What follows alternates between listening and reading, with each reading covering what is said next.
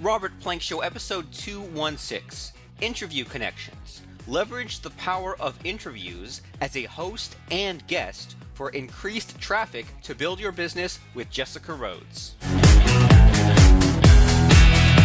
Hey everybody, and welcome back to the Robert Plank Show. This is the online internet marketing podcast where we talk about making money, and our guest today is Jessica Rhodes, and she's the founder and CEO of InterviewConnections.com, which is the premier guest booking agency for podcasters and guest experts, and she's the acclaimed author of Rock the Podcast from both sides of the mic. Super excited. Jessica, welcome to the program. Robert, thanks for having me. I'm so excited to be on your show. I feel like we've known each other for so long, and it's been a long time coming. It has been. I'm glad that you can slum it with the rest of us, so to speak, right? And so I see Robert Plank's name like every day in our Slack channel for Interview Connections because we book so many of our clients on your show, and I'm like, then I saw Robert Plank on my calendar today. Cool. And it was such a joy. I'm just moving up the ladder, right? and so I said, hey, somebody get me on the show. Yeah, somebody give me a piece of that. And so cool. So I mean, I don't know a lot about Interview Connections, and I'm looking forward to you sort of explaining that to us. And so the only thing that I pretty much know is like I have this podcast here, and I would put out episodes about once a week for 100 episodes, and that got kind of tiring, right? I felt like maybe I started repeating myself or kind of going back to the same kind of topics. So I realized that, well, at a certain point, I wanted to have some more guests on there, so I could have someone else's take on copywriting, or someone else's take on mindset and stuff like that. And so I got all these guests, and I went to some of these sort of, I guess there are some like directories out there, and some were okay, and some weren't. And then I started going to other podcasts, and I started sort of looking at some guests that were good, and I started like sending out some emails and stuff like that, but that was kind of time consuming. And then I started getting some of these emails from some of your different employees from Interview Connections, and they would say like, well, here's such and such guest, here's their speaker sheet, here's what they can talk about, do you want to have them on the show? And I said sure. And so I would say that maybe once a week or so I get an email from like different people from Interview Connections, and I like Margie the best because she sends me like 5 or 10 sometimes, but they'll say like, well, I see your podcast, here's some of the speakers, do you want to have them? And usually I say, sure, give me all of them. And then I give them a link to my, scheduler, and then they all fill up. So that's about all I know as far as Interview Connections. So can you sort of tell us about this? Yeah, I'll give you kind of behind the scenes, what's going on outside of that pitch. So yeah, we're a guest booking agency. I started the business, Robert, I started my original business. I was first a virtual assistant because I wanted to be a stay-at-home mom. I have 2 kids. My son Nathan's 3.5, and my daughter Lucy is 1. And when I was pregnant with Nathan, I wanted to be a stay-at-home mom. So I started a virtual assistant business. And one of the things that I was doing was booking clients on podcasts as a guest, just doing that, one-on-one as an assistant. And it started to take off. We're talking about 2013. A lot of people in the entrepreneur space have probably heard of the show Entrepreneur on Fire. That show was just getting started at that point. I, pitched John Lee Dumas, some of my clients, was getting my clients booked on his show. And once he launched Podcasters Paradise, I think he can take a lot of responsibility for a lot of business owners getting into podcasting. One thing leads to another. People, just start hearing about how great of a marketing strategy it is for their business. But I just remember, 3.5 years ago, seeing people, like thousands of people joining Podcasters Paradise. It was just like wildfire. Everyone was getting into podcasting. So I noticed that getting booked on podcasts was, something that a lot of people wanted. A lot of people needed help finding guests and getting connected. And I didn't see anyone doing that. There were websites like Radio Guest List is a website. I think maybe we found you on Radio Guest List. Have you used that directory? I have. Yes, that could be. Yeah. It. And so we get those emails, and we'll check out the shows there, and often pitch podcasters that have posted on Radio Guest List. So there were a couple of directories, but I didn't see any, guest booking agencies. So I started one and here we are today. So we have basically 2 different services where we get people booked on podcasts. So entrepreneurs work with us. We find shows like the Robert Plank Show, and we pitch them. We get their one sheet done, and we get them booked on podcasts that are a good fit for them. And we also work with podcasters. So we have hosts that actually use our services to find people. So they can say, like, we have one client who interviews people who sold a business. And so we are always on the lookout for people who sold a business so we can, book them on his show. So that's how it works. I have a whole team of guest bookers, and the team is, I guess, what they call distributed. So we're virtual. Everyone works from their respective home offices all around the country, and we all communicate on Slack. So Slack is an amazing tool. Are you familiar with it? I've heard of it, never used it. It's awesome. I mean, if you have an online team, I know some people use it with their mastermind group, but it's basically an app that you can use to direct message other people. And then there's group messages. So the whole interview connections team, booking team is on there. So we can message. So I'll often, about once a week, Marty will say, hey guys, I'm going to pitch Robert Plank a whole bunch of guests. Who would you like me to include? And that's kind of how we communicate there. So that's kind of behind the scenes of how we work. And that's awesome. And there's so many cool things to unpack in there. And one thing, so just to make sure that I have this right, so you were a virtual assistant and you did all kinds of tasks. And so in the tasks you did, you kind of realized that, okay, the virtual assistant and the stay-at-home mom stuff I'm doing, combined with all these new marketers who are on podcasting, you just kind of realized, well, let me kind of niche down and figure out, well, there's this one task that I do over and over. Let me like just turn this task into a business that, like you said, people weren't providing it. It seemed to be needed, and it sounded like it was kind of fun for you as well. Exactly, exactly. I was at a point, I remember it was around May of 2013. My son was about 3 or 4 months old. And I just, I was working by the hour. So I would charge someone like, $300 or $400 a month, and I would work for 12 hours. So I was really working hourly. And as my son was getting a little older, he was napping less. Like the only way I could grow my business and make more money was to either charge more hourly or charge more hourly or work more hours. And I'm thinking, okay, this structure, this business model is not quite working because I couldn't quite figure out how to charge more money. I didn't necessarily see, like, I wasn't well known enough, right? To charge a lot, I feel like you also have to be an authority figure. I mean, I was very new. I didn't have a blog or a podcast, or like not a lot of people knew who I was. So I couldn't just say, I'm going to charge $100 an hour to book you on podcasts. That wasn't really going to work. So I knew that I had to niche down too, because people want an expert. They want someone that knows exactly what they're talking about and is a leader in their field. So at the time I was also doing Pinterest marketing too. So I took a course in Pinterest marketing because, like, you have to understand, I knew nothing about business when I started. I was working at a nonprofit. Like, I wanted something that I could do from home. So I was really just doing a variety of things. And then, when the podcasting thing, I started noticing there was a need for it. I just made that my focus. And my dad's my business coach. He helped me figure out how to create interviewconnections.com. And then I just put all of my focus on building up that business, like change the pricing structure. So went from I'll work for you this many hours to I will guarantee bookings, and this is the flat rate that it will cost. And that model really worked. And then just over the years, I've increased the price, and I've also perfected the systems behind the scenes to make it more profitable for me, because for a while I was not making any money. I was charging $47 for a program I charge $297 a month for right now. So as you can imagine, in the beginning, I really wasn't making any money, but now it's pretty good. Now that you find the secret sauce and you figured out all the growing pains and stuff, right?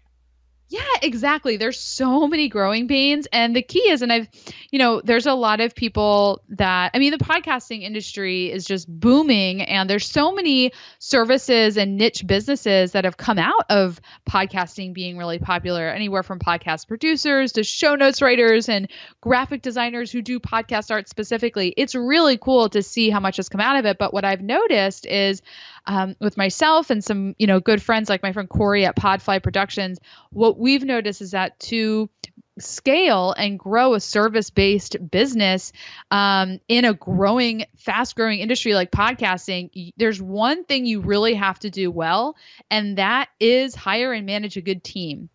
Because when your business grows fast, it's not long before you reach your capacity of how much you can do personally. And then you have to start bringing in team members, hiring virtual assistants, bringing on employees. And a lot of people start a business doing a task. Like, I'm going to start by being a graphic designer. I'm going to start by booking podcast interviews, and they're really good at that. And then when they have to start hiring people and managing people, that's where they're bad managers, and then things don't work out too well. And so luckily, like, I studied organizational leadership and management, so that's one of my strong suits. So I think that's been a big reason that we've continued to grow, is because we have a really strong team.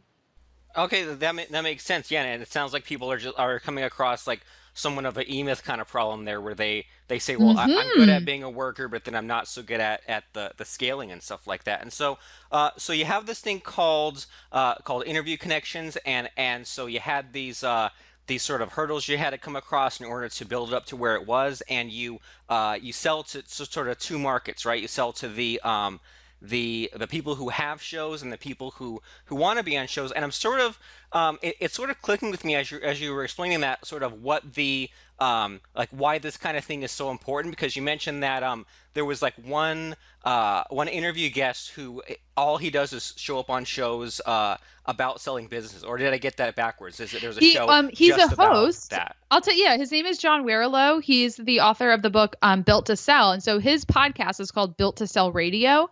And he interviews people who sold a business, a successful business that, reached the seven-figure mark, sold it outright to a third party, not sold out their shares to their partner or something.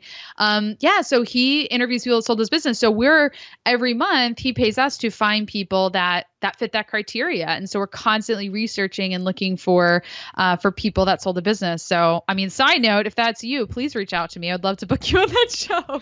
And that's cool because I mean, yeah, like in like when I need to get guests, I'll just kind of get any old guest. But this is cool because you can have these people who just have a really niche down kind of thing. And so Yeah. you mentioned that you kind of had to scale. And so was there sort of any do you do any kind of measurement, just out of curiosity, about like how long you take to get these guests? Like for that kind of scenario, is it take like a little bit more research, a little bit more legwork to get those people on? Yes, yes. I mean, that account is one of our hardest. Definitely takes us a lot longer, but we still always get it done within the month. So that's one of the challenges that I accept and just take on as having this kind of business. Is there are some clients where it's super easy. There are some clients where we book we get their 4 bookings done in 10 minutes because we have all the connections we need right there at our fingertips. And there's others where it takes a lot of research. So from a business perspective, the profit, you just have to take all that into consideration. Sometimes it's tempting to say, oh, I'm only going to work with the easiest clients. If a client's really hard, I'm not going to work with them. But that's what my dad is, my business coach, because I've talked to him sometimes, like if there's a difficult client, and you're not really sure, God, is this, is it worth it? Because it's really hard. And he said, if we only worked with easy clients, we wouldn't be in business. Like you, you have to work, like business is not always going to be fun and easy. You sometimes have to work with challenging accounts, to keep things moving forward. So, yeah, some accounts do take a lot longer and are a lot harder, and some are easier, and it just kind of all evens out in the end. But I will tell you, Robert, that the harder accounts, I can tell you, they're so satisfying. It's challenging finding those guests that sold a business, but when we find them and we book them, it is so fun. We ring a big bell. Well, we don't literally ring a bell, but it kind of feels like that. Maybe Slack needs to add that feature, right? Everyone can hear the bell going off. Exactly. We're just like, woohoo, we got Cool, it. and that sort of makes me think about some of the mindset that you were in as you were growing, where you kind of simplified the pricing there, where at first you had an hourly, and then you said, well, who's going to look at that and know what an hour is, or what I can get done in an hour? So instead, you kind of have Yeah. somewhat of a flat rate there, where it's more results based, and then you kind of take that hit yourself as far as what that costs you, the money and the time to get that. Exactly. And it's about the value you're providing, not how much time. Because somebody could say to me right now, let's just say, for example, it's a marketing expert. We have a ton of podcasts that we can book marketing experts on, and it might not take us that long, but they're not paying us for how much time it takes us to book them today. They're paying us for all the connections and relationships we've built, the systems that we've created that made it so our bookers can find the right podcast. That's years of work. So I believe that charging for your time just doesn't work. I don't believe it works for us because, again, it's, they're paying for value, not how much time it takes us, because the time it takes us doesn't reflect all the work that's gone into, getting us to this point. Right, and having that Rolodex of people to talk to and stuff like that. And so, I mean, what do people need to know along those lines? Like, if people are coming to you and if people want to get booked on shows, I know you mentioned like a little bit of like a one sheet earlier, but I mean, what do people need to know, and what do people need to do in order to get on some of these shows? You need to be an expert in something. You have to be confident and clear in your message. Sometimes I'll talk to people, they're like, I want to be booked on podcasts, and they have no idea what their message is. They have no idea what they're an expert in, but they've got something going for them. They're just not sure. I mean, for us to work with people, you have to be really clear and confident. Like, what topics are you an expert in? What is your unique take on those topics? Like, how are you going to be a unique guest to talk about XYZ? Because there's a lot of experts on, let's just say WordPress, for example. There's a lot of WordPress experts, but what kind of experience or what kind of experience do you have that makes you unique to every other expert out there? And also, your online presence is really important too. If you have a really crappy website and you have no blog, you have no content on your website, it shows that you've got nothing going on. So you have to be creating content. If you expect other people to put you on their show and put you in front of their audience, you also should be doing legwork on your end, to get booked. And so that also just demonstrates that you're an expert too when you are writing blogs and producing podcasts and doing videos and staying active on social media. That demonstrates that you're a leading authority, and that's who podcasters want to bring on their show. Awesome. And I mean, as far as all the podcasting stuff, like you mentioned a few minutes ago, that like it's really been blowing up. And for whatever reason, I think I've kind of had my head in the sand about how much how much we all kind of need to be plugged into this. Because like I said, like I used to only put out a podcast episode like every now and then, and as I'm getting more of these guests, especially some of your guests, I'm sort of getting people telling me that like I need to be hopping on shows. I need to be doing a lot of shows. And so, I mean, I know that on the interview guest list, I think your package, I guess, is 4 shows a month. But you also said that people need to be for putting those some out there on their own. So, I mean, how often should someone really be out there on podcasts? And if the answer is it depends on your personality, I mean, how much should we really like go for if we're the kind of person to really go for it and do a lot? So, I mean, most of our clients do 4 interviews a month. So, I'm a big fan of a consistent marketing schedule, and I see podcast interviews just like I see any other kind of marketing I do. So, I do a weekly podcast, I do a weekly blog, a weekly video. I actually do 2 different kinds of weekly videos, and I go on podcasts 4 times a month, which, I mean, obviously, I don't know what everyone else's production schedule is. So, it works out to about once a week. So, I think that's a good way to look at it because every week you've got a different kind of marketing piece that's going out on all these different platforms, if you will.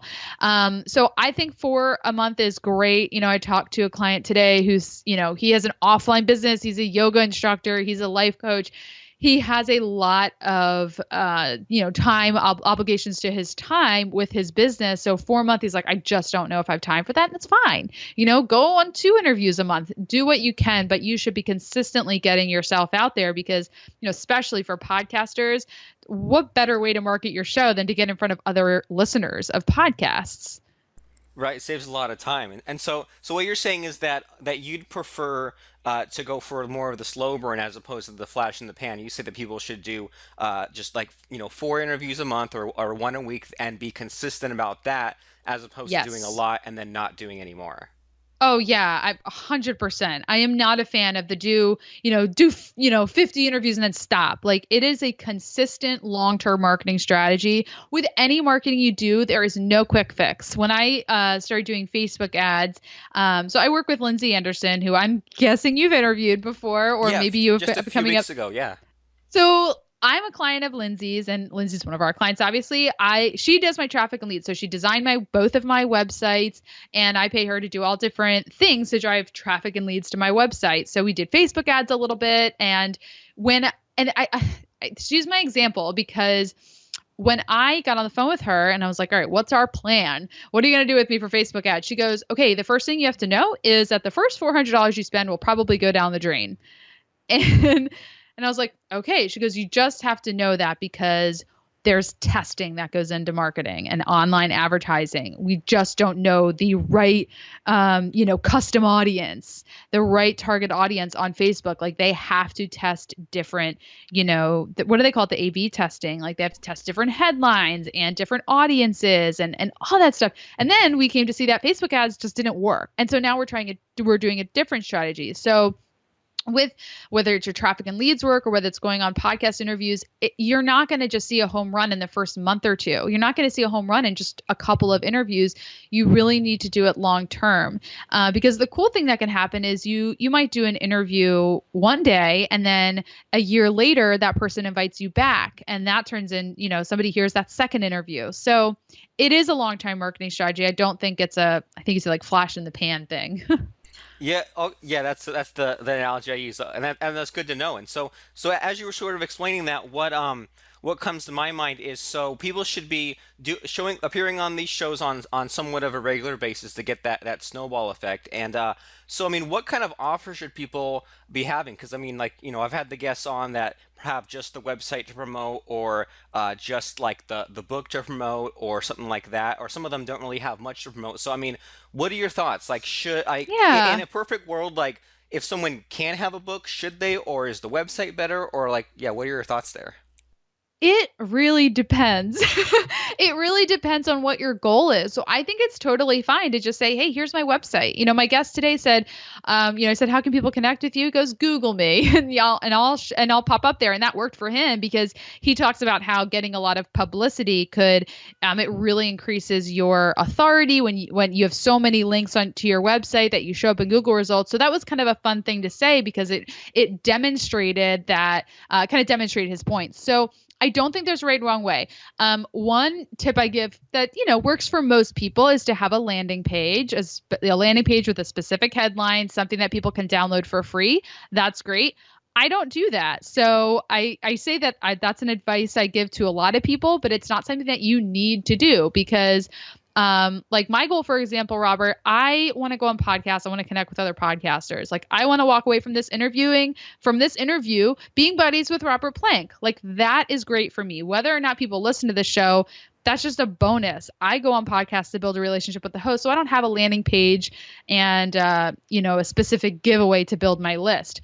But what I do tell people is go to my website, jessicarhodes.biz. There you'll find blogs, videos, and podcasts. You can dive into a ton of different content. And because I create so much content and this is really the thing that I recommend people do is create a ton of content.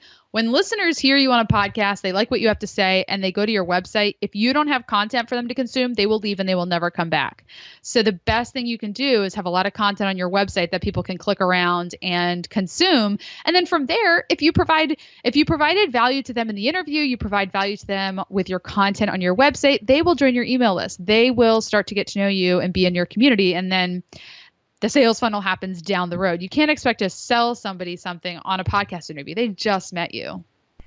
Awesome, and yeah, and that sort of lays some of my fears to rest because as this podcast is kind of working for me and I've sort of figured out a way to fit it into my schedule. Something I'm looking into moving forward is hopping onto other people's podcasts, and I've sort of been stressed out about some of that stuff. Like I've been on some podcast or have had some guests where they made like a landing page on their site just for listeners of my show, and I thought, oh geez, I have to have that. Or some people made a web page that was not quite an about page, but more like, well, here's what you need to know about meeting with me in a podcast interview. And I stressed out again, thinking, well, I have to have that. And so what I'm hearing from not just that answer, but from everything that I've heard from you today is that it's kind of hard to make a mistake, and hard to really go wrong anywhere. What's most important is that you have somewhat of that, all that established stuff out there, all that extra, Google results or a lot of content on your blog that when people show up, they can see that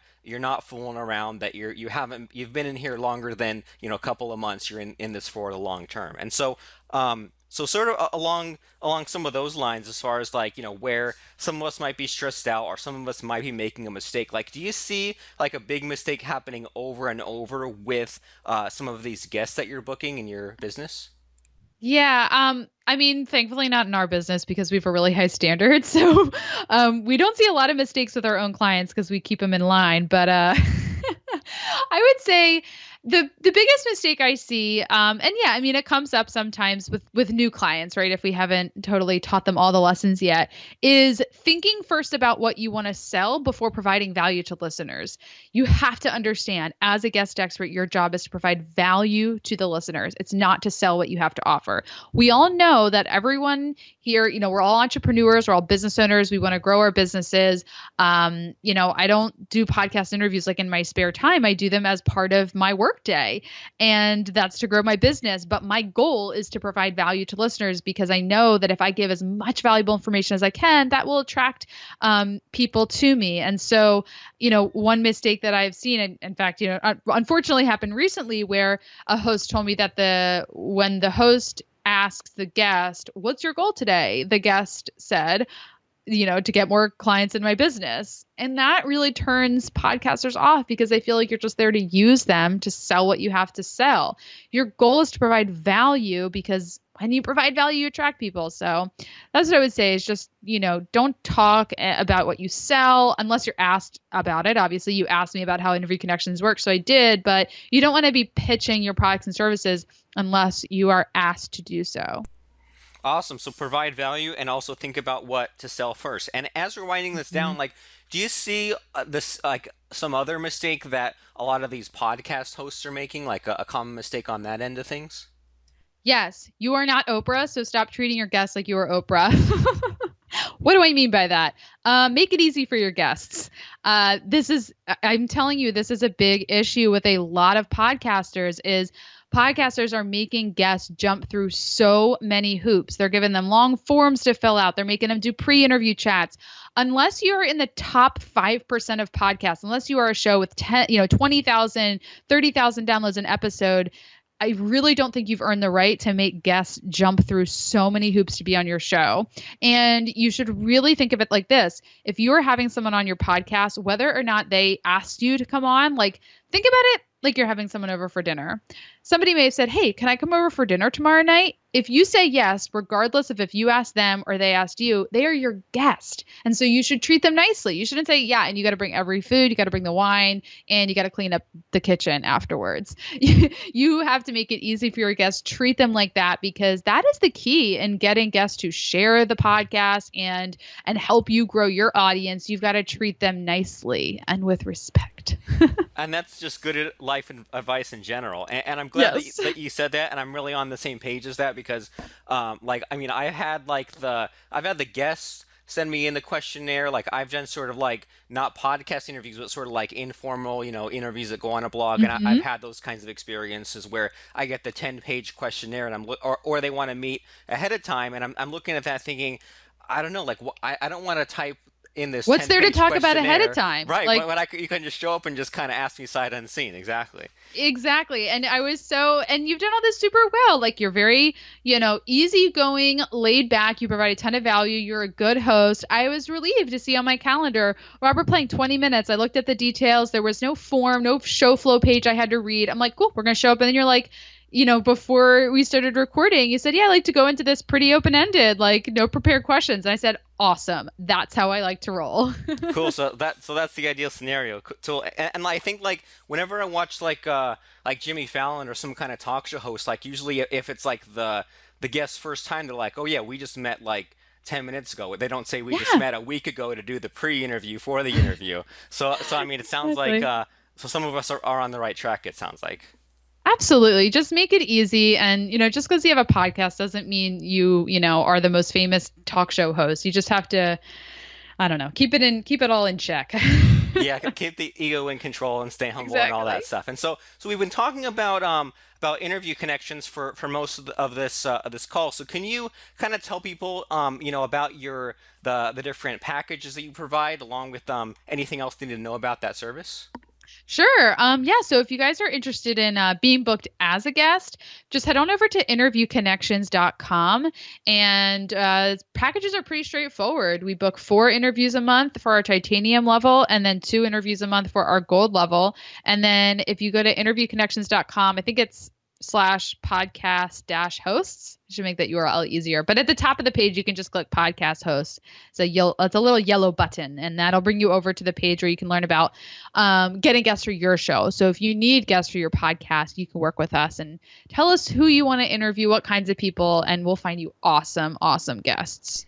Awesome. So you don't have to do it the hard way anymore. You don't have to go around and searching for either who to have on the show or what shows to be on. You can just go to interviewconnections.com, and to get guests, to be a guest, great place to go. Go there right now, interviewconnections.com, and sign up. And thanks so much, Jessica, for stopping by the show and sharing what you had to share with us today. Thank you, Robert. I had fun. I did too. This is Robert Plank, and would you like to be a guest on the program? Do you have an idea for a future episode, or do you just want to tell us how we're doing? Get in touch with us right now at robertplank.com/ask to let us know.